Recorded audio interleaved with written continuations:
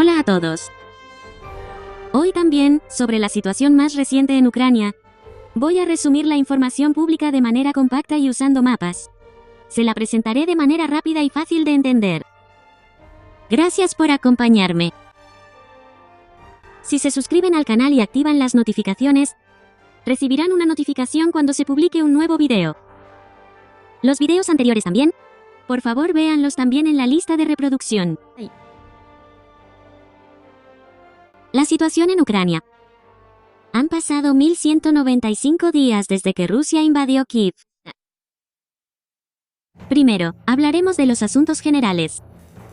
Según el último informe publicado recientemente por el Estado Mayor de las Fuerzas Armadas de Ucrania, las pérdidas del ejército ruso son de 1100 soldados, 7 tanques, 8 vehículos blindados de combate, 48 piezas de artillería, un sistema de lanzamiento múltiple de cohetes, un sistema de defensa aérea, 126 drones, 12 aeronaves y 145 vehículos más.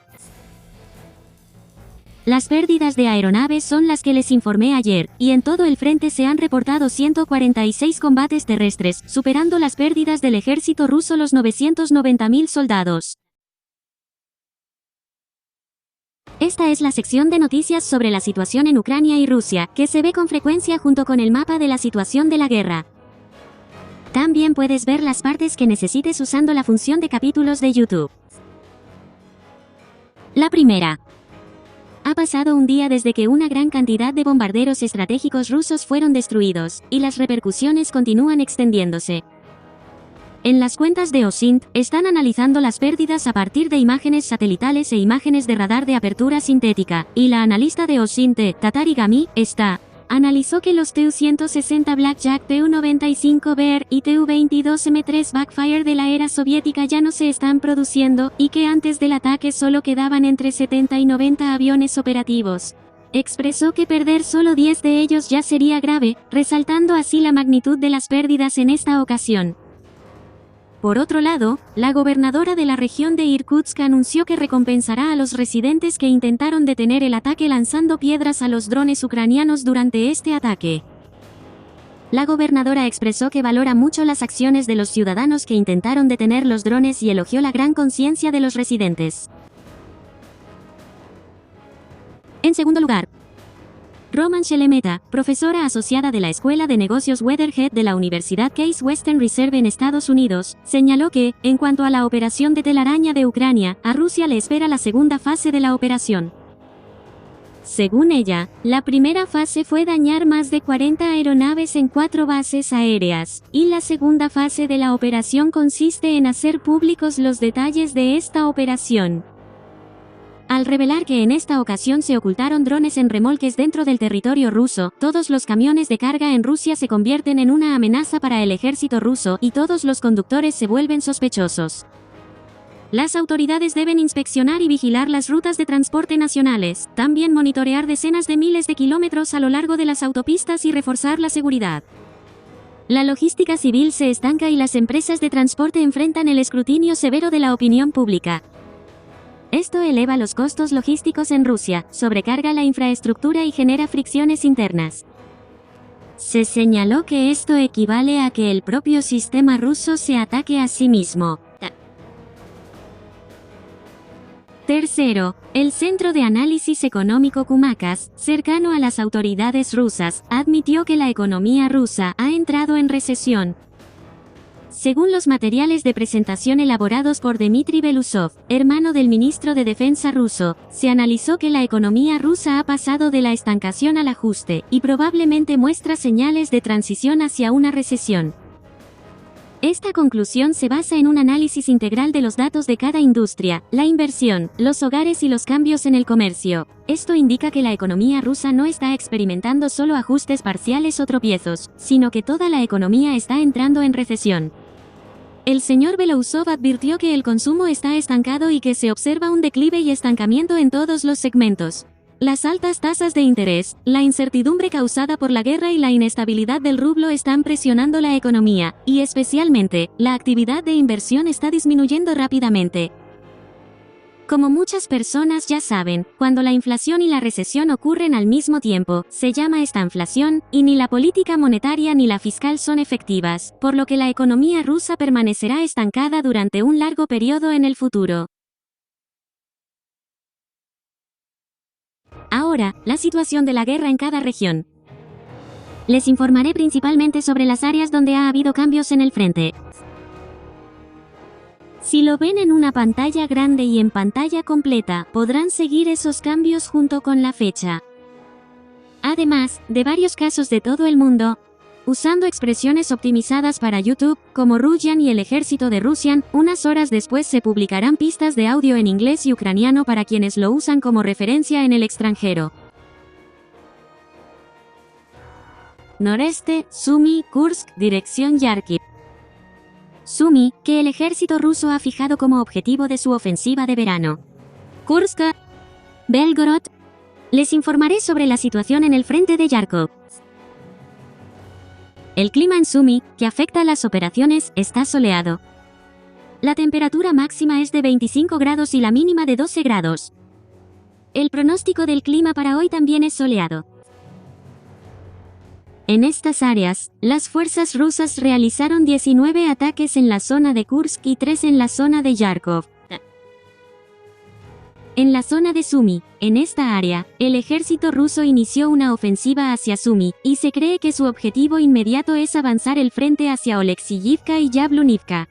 Sin embargo, como el ejército ucraniano está deteniendo su avance en Bilovody, la operación ofensiva se ha encontrado con dificultades desde el principio. Se cree que el ejército ucraniano planea, en la primera etapa, detener el avance en los asentamientos dispersos en las llanuras utilizando drones, luego infligir daños a las fuerzas rusas en los bosques de Sumy, y finalmente causar grandes bajas en combates urbanos. Sin embargo, pronto terminará el verano y se avecina el colapso económico de Rusia, por lo que el ejército ruso no tiene mucho tiempo. Por otro lado, la vocera de la Guardia Fronteriza de Ucrania, Demchenko, dijo en la televisión estatal que la situación se está volviendo difícil y complicada. Explicó que hasta ahora los objetivos de los ataques habían sido Bashivka y Churavka, pero que las fuerzas atacantes se están desplegando en una nueva dirección centrada en Khotin y Yunakivka, informando que las fuerzas rusas se están dividiendo en dos direcciones. Dijo que el enemigo aparece uno tras otro, y es destruido uno tras otro, explicando que están realizando ataques en oleadas con grandes cantidades de infantería.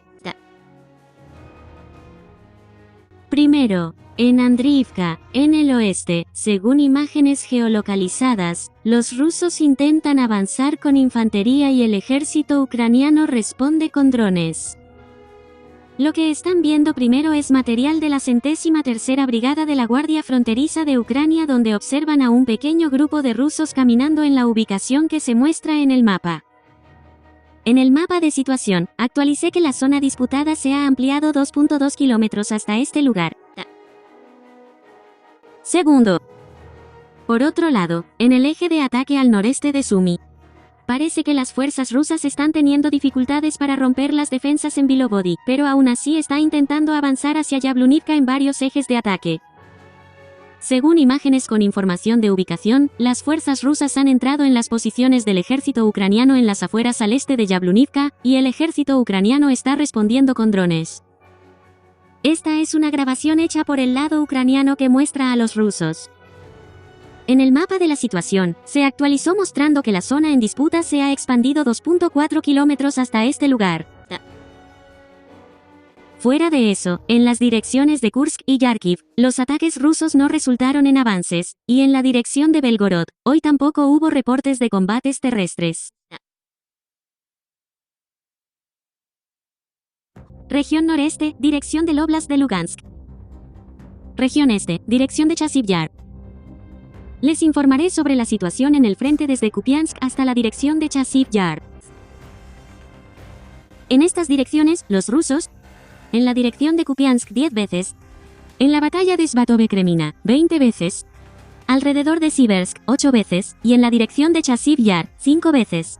Realizaron 11 ataques en la dirección de Toretsk, pero los ataques rusos no resultaron en avances, y en la dirección de Chasiv Yar hubo un cambio que les contaré a continuación. Dirección de Chasiv Yar. En esta dirección, los rusos están llevando a cabo ataques con fuerzas reforzadas. De ellos, en Stopochki, al sur de la ciudad, según imágenes con información de ubicación, se han acercado a un lugar parecido a una fábrica al norte del asentamiento, y el ejército ucraniano está respondiendo con drones. Este video es del equipo Fénix de la 5ª Brigada de Asalto de Ucrania, y muestra a los rusos, en un vehículo indescriptible, jugando con un dron ucraniano. En el mapa de la situación de combate, se actualizó mostrando que la zona en disputa se ha expandido 700 metros hasta este lugar. En el sureste, en la región de Donetsk, Pokrovsk, Kostiantynopil, les informaré sobre la situación en el frente de Velika Novosilka. En estas áreas, los rusos atacó 47 veces en la dirección de Pokrovsk y realizó 14 ataques en las direcciones de Kostiantynopil y Velika Novosilka. Dirección de Pokrovsk. En esta área, los rusos están concentrando fuerzas en las afueras de Pokrovsk y lanzando ataques. La vocera de las Fuerzas Armadas de Ucrania, Trevbov, dijo sobre la situación en esta área que el enemigo está intentando avanzar gradualmente con infantería y motocicletas, pero está reduciendo el número de efectivos que envía. Informó que las pérdidas enemigas, que hace unos 3 meses eran de 1000 personas por semana, ahora han bajado a 700, lo que significa que el número de bajas enemigas ha disminuido alrededor de un 30% en comparación con antes. De esos lugares, en Yablunivka, que se encuentra a 35 kilómetros al noreste de Pokrovsk, los rusos realizó un reconocimiento y, al parecer, identificó el sistema de defensa del ejército ucraniano. Luego, llevó a cabo ataques con drones dentro de la localidad para contener los movimientos de las fuerzas ucranianas. Según las imágenes con información de ubicación, se observa que los rusos atacó las posiciones del ejército ucraniano dentro de la localidad con un dron de fibra óptica, lo que revela que este lugar es la línea del frente del ejército ucraniano. En el mapa de la situación, se actualizó indicando que la zona en disputa se ha ampliado 700 metros hasta este lugar. En Yablunivka, el río Bichok fluye por el lado norte de la localidad, y al norte de este río, la línea defensiva del ejército ucraniano está situada a lo largo del río. Un ataque desde el oeste podría causar grandes pérdidas. Sin embargo, como el ejército ucraniano está desplegado y defendiendo en el lado sur, los rusos están mostrando la intención de concentrar primero sus fuerzas desde el oeste para intentar romper la defensa. Segundo, en Popifuyar, que está a 10 kilómetros al oeste de ahí, el ejército ruso atacó con vehículos blindados y motocicletas, pero fue rechazado. Esto es de la 36ª Brigada de Infantería de Marina del ejército ucraniano, y muestra la situación cerca del lugar en el mapa.